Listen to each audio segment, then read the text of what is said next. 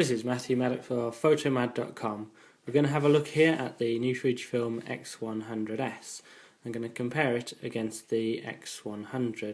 You can see there's a couple of small button changes here, but other than that, physically it's pretty much identical. Everything's in the same place.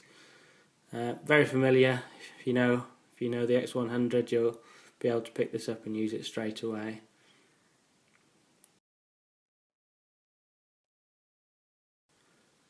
Now look at the startup times here. You turn it on and you can see the X100S is quite a bit faster. They've both got all the fastest settings in the menus here. One thing I did notice though was if you press play to preview your image on the X100, it's actually faster than the X100S. I suspect Fujifilm will probably be releasing a firmware update that will address this in the future. The menus here, huge improvement on the X100, which is a bit of a mess. Looks like the X Pro 1, XE1 if you're used to that. You can just pick your option on the tab side, whereas the X100 you have to scroll down for pages and pages to find the one you want. Now we're going to have a look at the ISO button here, which is a significant thing for me anyway.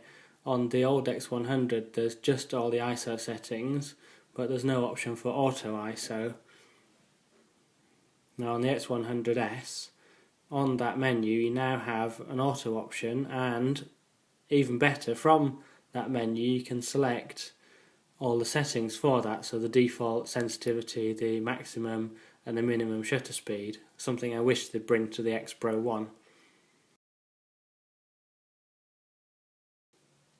They've changed a few of the options on the X100S as well. Some of the settings are in different and more sensible places.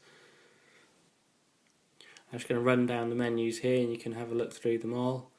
You can see, if you know the X100, you'll see that some of them have changed. The new manual focus assist, the split screen, which is really good actually. Some advanced filters on there, partial colour filters. To be honest, not something I really use myself.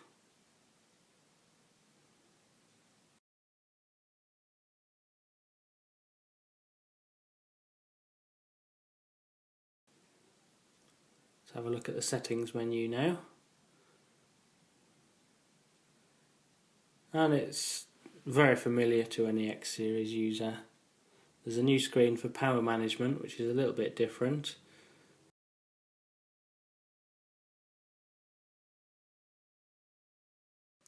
I'm just going to run through some focusing tests here. I'm going to keep quiet in a minute so you can actually hear the bleeps that I've turned on, so you can tell when the cameras are focusing. But I think you might be quite surprised by the result of this.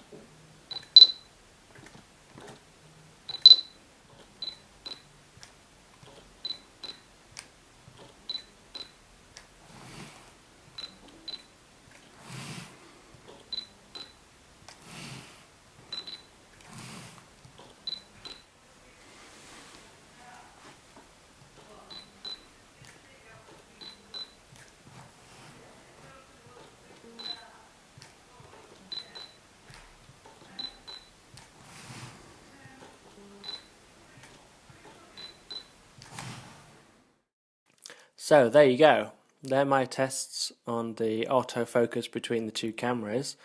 Now I'm not going to sit here and tell you that the X100 is faster or better than the new X100S, because that just isn't the case. In a lot of situations the X100S is faster, and I do get more hits when I'm photographing my little girl, for example, but the X100 is not as far behind, and sometimes, as you've seen here, it's even faster than the X100S. Now, I think a lot of people are still judging the X100 on the initial firmware, and Fuji made some big steps with autofocus in releasing new firmware on it. Now, I suspect that the X100S will get the same treatment, and then we'll probably leave the X100 quite far behind, but for the moment they're not as far apart as you might imagine.